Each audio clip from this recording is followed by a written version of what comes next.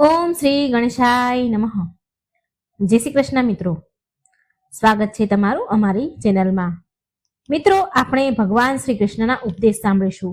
શ્રીમદ ભગવદ્ ગીતા એક એવો ગ્રંથ છે જે મનુષ્યને જીવન જીવવાની સાચી રીત શીખવે છે. ગીતા જીવનમાં ધર્મ, કર્મ અને પ્રેમના પાઠ ભણાવે છે, જ્ઞાન આપે છે. શ્રીમદ ભગવદ્ ગીતાનું જ્ઞાન મનુષ્યના આ જીવન અને આ પછીના જે જીવન છે એના માટે પણ ઉપયોગી છે. ગીતા સંપૂર્ણ જીવન દર્શન છે અને જે વ્યક્તિ તેનું અનુસરણ કરે છે એ માર્ગ પર ચાલે છે તે સર્વશ્રેષ્ઠ બને છે, એમાં કોઈ સંદેહ નથી. ભગવદ્ ગીતામાં કુલ 18 અધ્યાય અને 700 શ્લોક છે, જે બધા જ માટે વાંચવું મુશ્કેલ છે, કારણ કે અત્યારે ભાગદોડનો સમય છે, ઝડપી સમય છે. આ સમયમાં કોઈને ગ્રંથ કે શાસ્ત્ર વાંચવાનો સમય નથી હોતો બધા પાસે. માટે આ ભાગવદ ગીતાના 18 અધ્યાય અને 700 શ્લોક વાંચવા એ અઘરા છે. તેથી આજે આ ખાસ પ્રસંગે અમે શ્રીમદ ભાગવદ ગીતાના 101 વિચાર, એક જે ઉપદેશ છે ભગવાન શ્રી કૃષ્ણએ જે કહ્યા છે એ તમારી સમક્ષ રજૂ કરવા જઈ રહી છું. તમે ગીતાનો સાચો અર્થ સમજી શકશો. આ વિચારોને તમે દરરોજ સવારે ઉઠીને અને રાત્રે સૂતા પહેલા સાંભળશો તો તમારું જીવન બદલી જશે. તમને દરેક મુશ્કેલમાંથી પાર પડવાની તમને શક્તિ મળશે. ભગવદ્ ગીતાના 101 મહત્વપૂર્ણ ઉપદેશ જાણીએ. ભગવાન શ્રી કૃષ્ણ કહે છે, જેમ પ્રકાશની જ્યોત અંધારામાં ચમકે છે એમ જ સત્ય પણ ચમકે છે. તેથી મનુષ્યએ હંમેશા સત્યના માર્ગે ચાલવું જોઈએ. મૃત્યુ એક અટલ સત્ય છે જેને ક્યારેય કોઈ પણ બદલી નથી શકતું. આ સંસારનું જ્યારથી સર્જન થયું છે ત્યારથી જન્મ અને મૃત્યુનું ચક્ર પણ ચાલતું આવ્યું છે. જેમ મનુષ્ય જૂના વસ્ત્ર ત્યજીને નવા વસ્ત્ર પહેરે છે એમ જ આત્મા જૂના શરીરને છોડી નવું શરીર ધારણ કરે છે. આ પ્રકૃતિનો નિયમ છે. આ સત્યને સ્વીકારીને ભય મુક્ત થઈને આજમાં જીવવું જોઈએ. જ્ઞાની વ્યક્તિના તો મૃત્યુ પામેલાનો શોક ન કરવો. જે કોઈ જ્ઞાની વ્યક્તિ છે તો એ લોકો મૃત્યુ જે પામ્યા હોય એના પરિવારના કે કોઈ પણ એ શોક નથી કરતા, કારણ કે એ જાણે છે જીવન છે તો મૃત્યુ પણ અટલ જ છે. કારણ કે તે જાણે છે કે જે ગયો છે તે ફરી જન્મશે અને જે જીવે છે તે એક દિવસ જરૂર મરણ પામશે. કર્મ જ સૌથી મોટો ધર્મ છે. ભગવાન શ્રી કૃષ્ણ ગીતામાં અર્જુનને ઉપદેશ આપતા કહે છે કે વ્યક્તિ કર્મ કરવા માટે જ જન્મે છે અને કર્મ વિના કોઈ રહી શકતું જ નથી. મનુષ્યએ પરિણામની ચિંતા કર્યા વિના પોતાના કર્તવ્યનું પાલન કરવું જોઈએ. ક્રોધ મનુષ્યને નફરત તરફ લઈ જાય છે. ક્રોધથી મનુષ્યનું મન અશાંત થાય છે અને તે આવેશમાં આવીને પોતાનું જ નુકસાન કરી બેસે છે. ભગવાન શ્રી કૃષ્ણ કહે છે કે મનુષ્યએ ક્રોધથી બચવું જોઈએ અને ગમે તેટલો ગુસ્સો આવે તો પોતાને શાંત રાખવાનો પ્રયાસ કરવો જોઈએ. આ સંસારમાં આજે જે તમારી પાસે છે તે ગઈકાલે કોઈ બીજાનું હોય અને આવતીકાલે કોઈ ત્રીજાનું પણ હોઈ શકે. અહીં ખાલી હાથે આવ્યા હતા અને ખાલી હાથે જ જશો.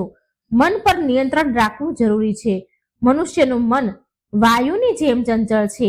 મન જ મનુષ્યને કામ વાસનાઓ તરફ ભટકાવે છે. જો જીવનને સફળ બનાવવું હોય ને તો મન પર કાબુ રાખવો જરૂરી છે. મનને વશમાં કરવાથી બુદ્ધિ શક્તિ કેન્દ્રિત થાય છે, જેથી કાર્યમાં સફળતા મળે છે. ગીતા અનુસાર જે વ્યક્તિએ પોતાના મન પર કાબુ મેળવી લીધો છે તે મનમાં ઉદ્ભવત નકામી ચિંતાઓ અને ઈચ્છાઓથી દૂર રહે છે. તે વ્યક્તિ પોતાના લક્ષ્યને સરળતાથી પ્રાપ્ત કરી શકે છે. જો મનને વશમાં નહીં કરો તો તે તમારો સૌથી મોટો શત્રુ બની જશે. હંમેશા શંકા કરનાર વ્યક્તિ ક્યારેય શાંતિ પ્રાપ્ત નથી કરી શકતો. તેથી શંકા કરવાથી બચવું જોઈએ. વધુ પડતી શંકાથી મનની શાંતિ ભંગ થાય છે અને વ્યક્તિ ભ્રમિત થઈને પોતાના સંબંધનો નાશ કરે છે. શરીરની સુંદરતા મનને આકર્ષે છે, જ્યારે સ્વભાવની સુંદરતા હૃદયને આકર્ષે છે. તેથી મનુષ્યનો સ્વભાવ હંમેશા નિર્મળ હોવો જોઈએ. કોણ શું કરે છે, કેવું કરે છે અને કેમ કરે છે, આ બધાથી તમે જેટલા દૂર રહેશો ને તેટલા જ ખુશ રહેશો. જીવનમાં આપણે કેટલા સાચા છીએ અને કેટલા ખોટા છીએ તે ફક્ત બે જ લોકો જાણે છે. એક પરમાત્મા અને બીજું આપણી આંતર આત્મા. ભગવાન શ્રી કૃષ્ણ કહે છે જે મનુષ્યમાં જ્ઞાનની કમી હોય અને ઈશ્વરમાં શ્રદ્ધા ન હોય તે જીવનમાં ક્યારેય આનંદ અને સફળતા પ્રાપ્ત કરી શકતો નથી. મોહને વિનાશનું કારણ, મનુષ્યના દુઃખોનું મૂળ કારણ તેનો મોહ જ છે. જેટલો વધુ મોહ કરશો તેટલું જ વધુ કષ્ટ ભોગવશો. પછતાવો ભૂતકાળને બદલી શકતો નથી અને ચિંતા ભવિષ્યને સુધારી શકતી નથી. તેથી વર્તમાનનો આનંદ લેવો એ જ જીવનનું સાચું સુખ છે. શ્રી કૃષ્ણ કહે છે, જે તમારો સાથ આપે તેનો સાથ આપો તમે, અને જે તમને દગો આપે તેને ત્યજી દો.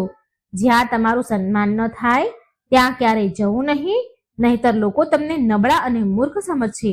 જ્યાં વરસાદ ન હોય ત્યાં ખેતર બગડે છે, અને જ્યાં સંસ્કાર ન હોય ત્યાં નસ બગડે છે. જે લોકો કહે છે કે મારી પાસે સમય નથી, તેમના ખાસ સંબંધોની યાદીમાં તમારું નામ જ નથી.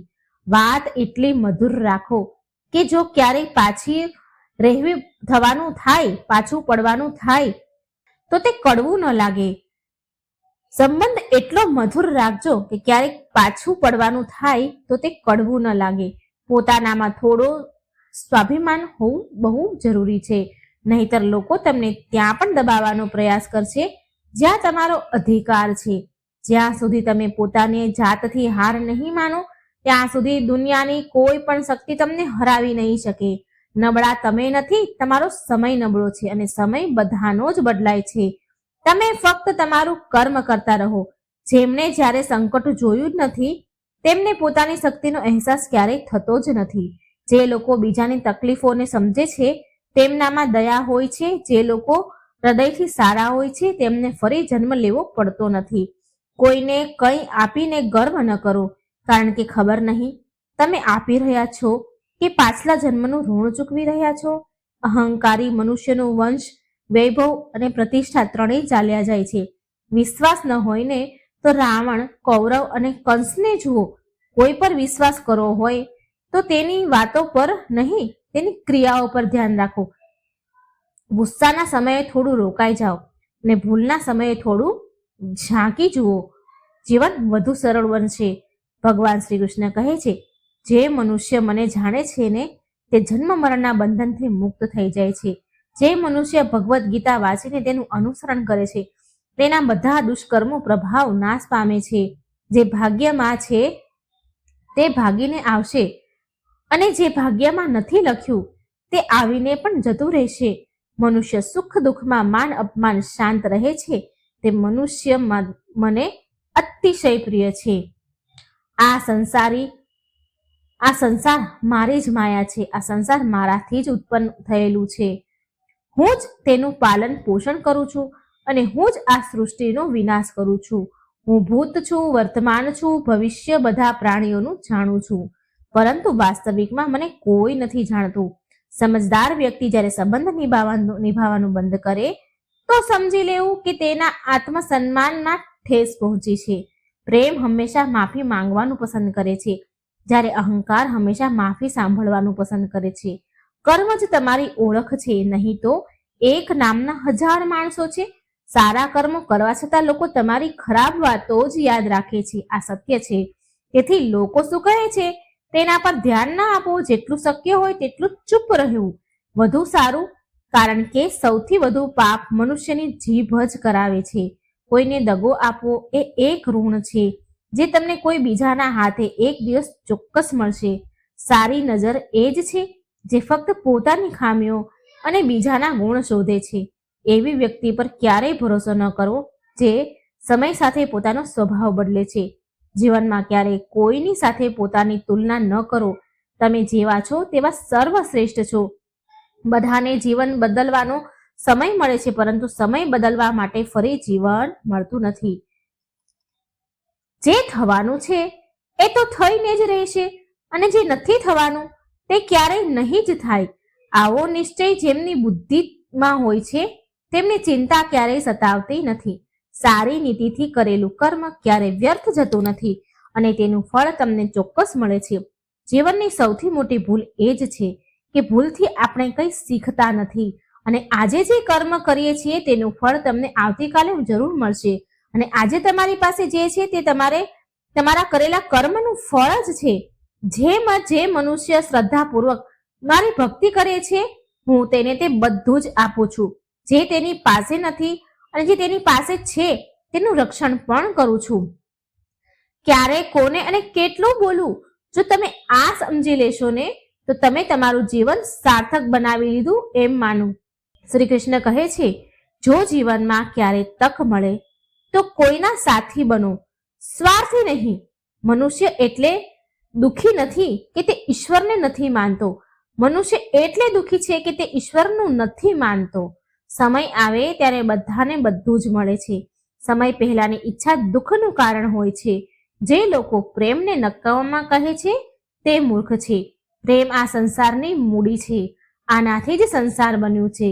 સંબંધોમાં નિયમિત અંતર સંબંધોને જોડે છે અને અનિયમિતતા અંતર સંબંધોને તોડે છે. મનુષ્ય પોતાના વિશ્વાસથી નિર્મિત થાય છે. જેવું તે વિશ્વાસ કરે છે તેવું તે બની જાય છે. આ સંસારમાં ભાગ્યથી વધુ અને સમય પહેલા કોઈને કંઈ જ મળ્યું નથી. જીવનમાં વાણીને સંયમમાં રાખવી જરૂરી છે, કારણ કે વાણીથી આપેલા ઘા ક્યારેય ભરાતા નથી. કૃષ્ણ કહે છે, ધર્મ માટે લડવાનું શીખો, અધર્મીનો સાથી બનવાનું નહીં અને પોતાના માટે ત્યાગ કરવાનું શીખો. સત્ય હંમેશા પાણીમાં તેલના એક ટીપાની જેમ હોય છે. ગમે તેટલું અસત્યનું પાણી રેડો, તે હંમેશા ઉપર તરતું જ રહે છે. જીવનમાં ક્યારેય ન તો આનંદમાં વચન આપો, ના ક્રોધમાં જવાબ આપો અને ના તો દુઃખમાં કોઈ નિર્ણય લો. કોઈ વ્યક્તિ ભલે લાખ વસ્તુ જાણે, ભલે આખું જગત જાણે, પરંતુ જો તે પોતાને નથી જાણતો તો તે અજ્ઞાની છે. જો કોઈ તમને નકારે તો દુઃખી ન થાવ, કારણ કે તે ખરેખર તમારી કિંમત નથી જાણતું. જે સંબંધ આપણને રડાવે છે તેનાથી ગાળ કોઈ સંબંધ નથી અને જે સંબંધ આપણને રડતા મૂકી દે છે તેનાથી નબળો કોઈ સંબંધ નથી. જે સંબંધ આપણને રડાવે છે તેનાથી નબળો કોઈ સંબંધ નથી અને જે સંબંધ આપણને રડતા મૂકી દે છે તેનાથી નબળો કોઈ સંબંધ નથી. હંમેશા શાંત રહો. આનાથી તમે તમારા જીવનમાં પોતાને ખૂબ મજબૂત જોશો, કારણ કે લોખંડ ઠંડુ થવા પર જ મજબૂત અને બને છે, પરંતુ ગરમ થવા પર તેને કોઈ પણ આકારમાં ઢાળી શકાય છે.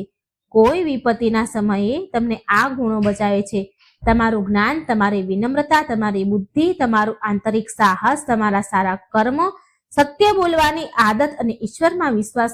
મુશ્કેલમાં સમયમાં વ્યક્તિ એકલો થઈ જાય છે, પરંતુ મુશ્કેલીઓના કારણે તે જે વ્યક્તિ મજબૂત બને છે, જે તમને સન્માન આપે છે તેને સન્માન આપો.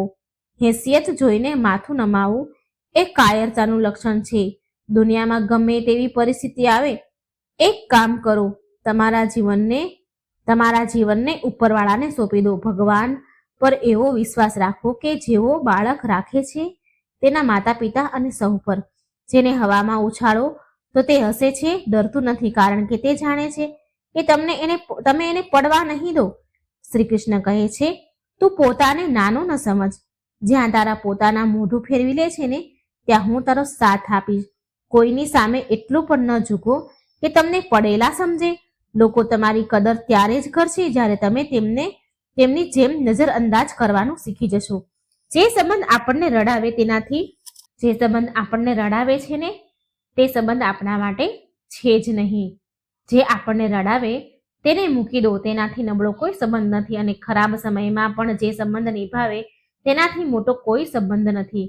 શ્રી કૃષ્ણ કહે છે, જે લાગણીઓને સમજે છે તે પોતાનો અને જે લાગણીથી દૂર રહે તે પારકો. જે દૂર રહીને પણ નજીક હોય તે પોતાનો અને જે નજીક રહીને પણ દૂર હોય તે પારકો.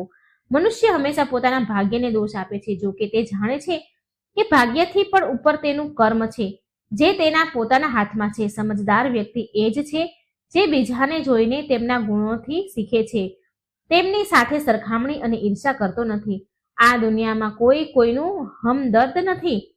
લાશને સ્મશાનમાં મૂકીને પોતાના જ પૂછે છે કે હજુ કેટલો સમય લાગશે. દુઃખ આવવું પણ જરૂરી છે, તો જ જીવન પૂર્ણ બને છે. ફક્ત ખુશી મનુષ્યને મજબૂત નથી બનાવતી અને ના તો જીવનના બંને પાસાઓથી પરિચિત કરાવે છે. દુઃખ હોય છે એ આપણને આપણાથી મળાવે છે. ભગવાન શ્રી કૃષ્ણ કહે છે,